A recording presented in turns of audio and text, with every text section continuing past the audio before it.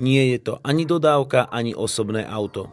Je to Peugeot Traveller, ktorý má byť spolu so súrodencami spojením sveta osobných aut a transportérov na dlhé trasy. Vďaka kompaktným rozmerom to má byť aj sen mnohých otcov rodín. Zisťovali sme, či je to skutočne tak a či sa dá do tohto typu auta zaľúbiť. Do rúk sa nám dostala naozaj luxusná verzia.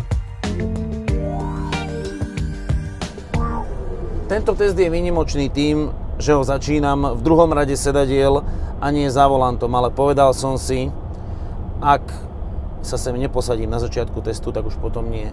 Pretože práve Peugeot Traveller ma oslovil jazdnými vlastnosťami a tým, ako je šoférsky príťažlivý. A nebyť dlhej cesty na autosalón do Ženevy, tak by som sa sem dozadu ani neposadil, ale už som uznal, že treba občas niekoho pustiť za volant. A keď som tu sedel, tak som samozrejme už nadobudol aj nejaké poznatky z tejto najluxusnejšej verzie, ktorú sme mali v rámci Travelleru možnosť nejaký čas testovať. Ale nie je to náš dlhodobý test. Prečo sme si vybrali iný Traveller na test, to vám ukážeme v dnešnom teste. Zatiaľ niekoľko mojich postrehov. Konečne sú tu výklopné stolíky v takomto type auta, ktoré ma netlačia na kolená ako v tých bežných autách. Čiže už takýto stolík má aj nejaký zmysel. Pochopiteľne užili sme si tú najluxusnejšiu výbavu s panoramatickou strechou, s výduchmi kúrenia v strope, s ovládaním kúrenia špeciálne pre zadné sedadlá. To je fajn, ale keď hovorím o tepelnom komforte, tak je jedna vec, ktorú by som tu nechcel, a to kožený poťah sedadiel, pretože, neviem, mne sa na tom skrátka šmíka zadok a tie chladné rána, mali sme Traveller aj pri minus 25 stupňoch na test, tak doniesli sme si sem jednoducho vankušiky z domu, aby sa lepšie sedelo. Čiže jedna vec, ktorú tu nechcem, sú kožené poťahy sedadiel, nech vyzerajú akokoľvek luxusne. Na dlhej ceste do Ženevy mne osobne nechýbal priestor na nohy, mal som si ich kde vyložiť, prípadne som si túto mohol natiahnuť medzi predné sedadlá. Páčil sa mi výhľad zo zadu, pretože ja mám rád všetko pod kontrolou. Aj keby som sedel v kufri, musím vidieť na cestu, mať prehľad o tom, a to sa mi darilo práve aj z tejto pozície. A tiež aj na žalúdok nemám rád, ak som niekde utopený ako v niektorých dodávkach. Dobrý výhľad von, dokonca sem sa dá ruka položiť, ale čo s tou druhou? Keby tu boli ešte tie výklopné opierky, to by sa mi páčilo. Tieto sedadlá boli delené asymetricky, to znamená posúva sa dvojka, ale operadlá sú v podstate 3 nezávislé, takto sme si to trošku nahradili tou ako keby lakťovou opierkou. Relief zadných svetiel je jediným výstrelkom uhladenej zadnej časti karosérie, no a pochopiteľne prvorady je úžitok, aj vďaka posuvným dverám. Tie elektrické sú fajn, ale nám by stačili obyčajné. A určite by sme chceli verziu so zadnými dverami na oboch stranách, tie tu neboli objednané.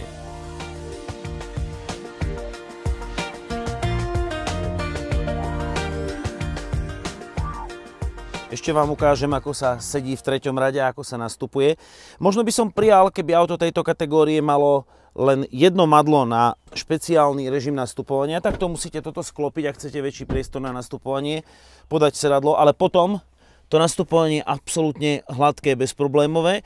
No a v podstate, keď je človek vzadu, tak si to môže aj takto dopasovať potiahnutím. To sa mi zase páči, že odzadu je to ovládanie veľmi jednoduché. Alebo čo by som urobil ja, ak nevozíte vždy 7 alebo 8 cestujúcich, s tými sedadlami sa úžasne manipuluje, tak toho vyberiem von. A už potom aj to nastupovanie je tu absolútne pohodlné. Idem do najkrajnejšieho miesta, kde sú zase, čo sa týka šírky sedákov, 3 rovnaké miesta, operadlá sú nezávislé, ovládateľné. Páči sa mi pozícia lakťa. Dobre je, že tá ľavá noha sa napríklad dá takto trošku natiahnuť popri tých predných sedadlách. Čiže priestor je a hlavne aj máte miesto pod sedadlom na chodidlo. Pochopiteľne je toto stredný rázvor, existujú ešte aj dlhšie dodávky, ale podľa mňa sa tu dá obsedieť aj na dlhej ceste. V tomto treťom rade tu nemáme roletky vysúvacie, ale sú tu lampy na čítanie. A ešte jedna vec sa mi páči tejto posúvateľnej lavici. A to si dajte pozor, keď si budete vyberať do Travelera vždy ten tretí rad sedadiel. Totižto ako 5-miestne je to v základe, ale potom si objednávate, čo chcete vzadu. A vždy tam podľa mňa treba objednať koľajnice, aby sa s tým ľahko manipulovalo. Dokonca odtiaľto opäť si môžete posúvať ten rad pred vami, čo je dobré, čiže podľa toho si vytvoríte priestor po dohode s pasažiermi vpredu. No a sú tu v podstate aj nezávislé sklápateľné zadné sedadlá. A prečo je toto dobré, to vám ukážem o chvíľu. Toto mi pripomína časy, keď sme s chlapcami skúšali na angličákoch otvárať všetko, čo sa dalo. Čím viac otvárateľných častí, tým lepšie. A platí to asi aj v reálnom živote. Teraz vám ukážem jednu z vecí, ktorá sa mi páči na Traveleri, prečo ma oslovil. Otvárateľné okno 5 dverí. Má to svoju výhodu, ak potrebujete naložiť len jednoduchý nákup a už tu máte niečo, čo by sa vysypalo, alebo ste bližšie pri stene a tieto obrovské dvere by ste tam nemali kde otvoriť, lebo naozaj treba urobiť nejaký krok späť. Ďalšiu výhodu okna vám ukážem o chvíľu. Tie nákupy nespomínam náhodou. V podstate Traveler spolu aj so súrodencami má byť výnimočný tým, že existuje aj v super krátkom rázvore. Taký sme si objednali na dlhodobý test. S dĺžkou 4,6 metra sa viete v meste jednoducho pohybovať a stále máte napríklad 8-miestne auto. Áno, už otázna je veľkosť batožinového priestoru, ten bude dokonca ešte menší. Keď dáte v tomto strednom rázvore dozadu sedadlá, tak tu toho veľa neostáva. Potom sa to dá ešte takto pridať.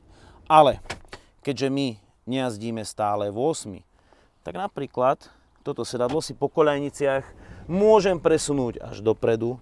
To je jedna zo zásadných výhod. Čiže už tu mám nejaký batožinový priestor a my to budeme mať v opačnom garde. Toto sedadlo si tu nechám a túto dvojku vyhodím von. V podstate viem to urobiť aj sám, nepotrebujem na to pomoc a manipulácia so sedadlami je v podstate jedna z tých vecí, ktoré Traveler posúvajú do úplne iného levelu, než to boli predchodcovia a než to má konkurencia. No a teraz ideme k tomu najdôležitejšiemu.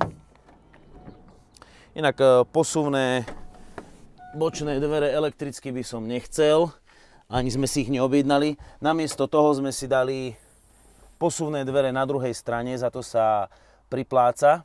No a čo budem robiť z tohto okna? Nebudem tu predávať rýchle občerstvenie, ale napríklad môžeme takto bezpečne, aby bol kameraman zafixovaný, fotiť alebo natáčať auto, ktoré ide za vami. Čiže preto to má byť auto Garage TV.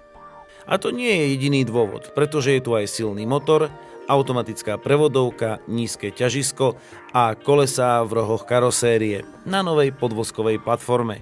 Takto vyzerá ovládač 6-stupňovej automatickej prevodovky, dá sa povedať s klasickým meničom, ale s funkciou Quick Shift. Čiže takto to prepnem na drive, takto potom vždy na spiatočku. Dá sa na to zvyknúť, najmä to, že rukou zidem takto dole a už som si zvykol po pamäti. Možno prvý týždeň to bolo také komplikované. S týmto Travelerom mám najazdených už cez 10 000 km, čiže mám k tomu aj nejaké závery, poznatky. Napríklad, keď idem takto do kopca, aby mi hore nevypol štart stop, tak si ho tu vypnem. Je to dobré cez displej, dá sa to robiť veľmi rýchlo v tom menu. Veľmi dobre sa s tým robí. Tento ovládač ma dostal a dostala ma aj pozícia za volantom. Sedím pomerne nízko a stále mám dobrý výhľad z Traveleru von. Ten stĺpik je kolmejší, nie je taký masívny a hlavne toto je tu vykrojené, čiže chodcov pri odbočovaní, prekážky, toto vidím dobre a zrkadlá nie sú veľké, sú také, myslím si, že akurát. No a práve vychádzam na trať pretekov automobilov do vrchu na Ostrej lúke. Túto trať mám rád, občas si sem prídem tak z pasie zajazdiť, vychutnať auto a to môžem robiť aj s Travelerom, pretože mám najsilnejšiu motorizáciu, 2-litrový diesel, 180 koní, 6-stupňový automat.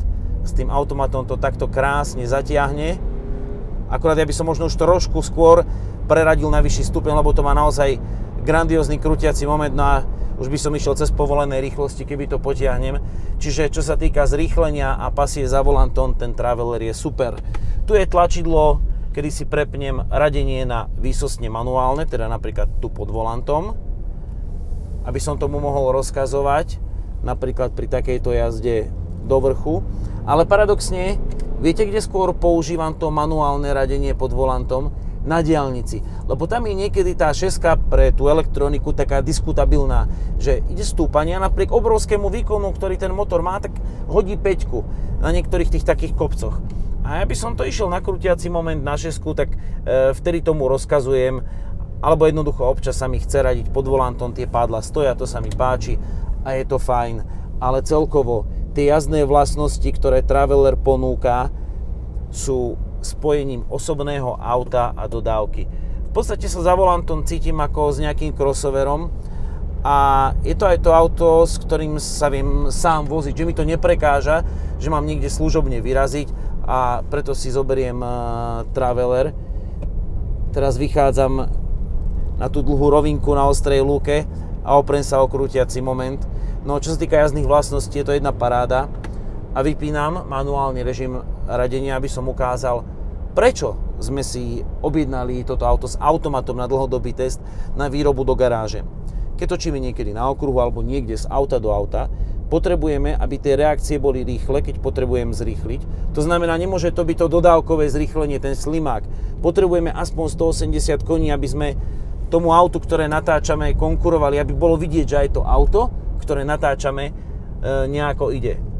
Môžem sa oprieť o podvozok, aj o výkon a hlavne, ďalšia vec, keď máte kameramana vzadu a budete manuálne radiť, tak vždy to spraví toto. Tu je Quick Shift technológia, ktorá vlastne bez toho takého prerušenia zaradí za ten 10 000 kilometrový test, môžem povedať tak akože jednoducho, že 8. To je 8 rastia chválu. Pochopiteľne po okreskách a taká cesta vyslovene na ekonomiku, tak to si viem užiť za takých 5,9, 6,7. Tieto spotreby sa dajú jazdiť, najmä ak ten diesel nenafúknete, že on si takto ľahko radí a že to turbo ho nezačne progresívne plniť. A teraz ešte nájdem, aby bolo všetko tak, ako má byť a stalo sa tak, ako sa stať má. Nájdem si nejaké kríženie náprav a vysvetlím vám, aký Traveler sme si to vlastne objednali. Ono v podstate s tým krížením náprav si robím žarty tak čiastočne, iba vám chcem ukázať, ako obyčajne používame naše filmárske dodávky. Chodíme aj po zlých cestách.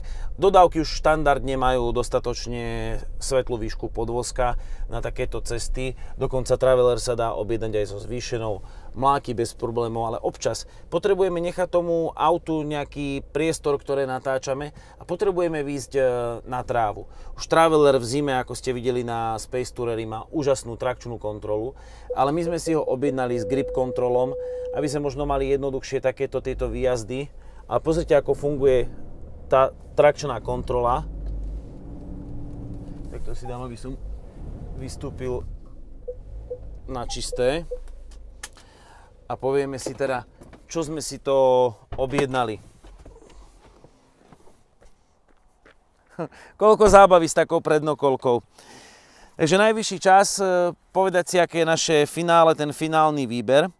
Objednali sme si Traveler nie v tejto možno sympatickej a praktickej farbe, ale v tmavej modrej, tá má dokonca názov Imperial, je to Imperial modrá, je nemetalická.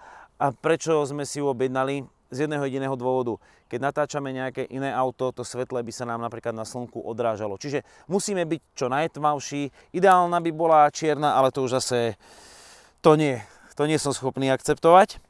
2 liter Blue HDI, najsilnejší 6-stupňový automat, to je tá naša voľba, viete prečo. Trojmiestnú zadnú delenú lavicu sme si objednali túto koľajnicovú. Vyberateľné, teda otvárateľné zadné okno. Máme ťažné zariadenie, pretože občas potrebujeme ťahať aj pretekárske auto. Každé správne auto musí mať guľu. Kolesá budú čierne, oceľové zatiaľ. Čierne chceme preto, aby sa neodrážali v natáčanom aute. Budeme mať grip control. Aj na leto budeme mať tie celoročné pneumatiky. Teda v zime budú zimné, ale na leto celoročné presne kvôli takýmto blatám. Tam je to jednoducho lepšie. Teším sa už, kedy nám auto príde, bude to dlhodobý test, ktorý budete robiť spolu s nami, budete to môcť sledovať a ja uvidím, aká je táto nová dodávka, pretože bola to pre mňa výzva a poviem tak trošku láska na prvý pohľad, alebo hlavne na prvé zajazdenie.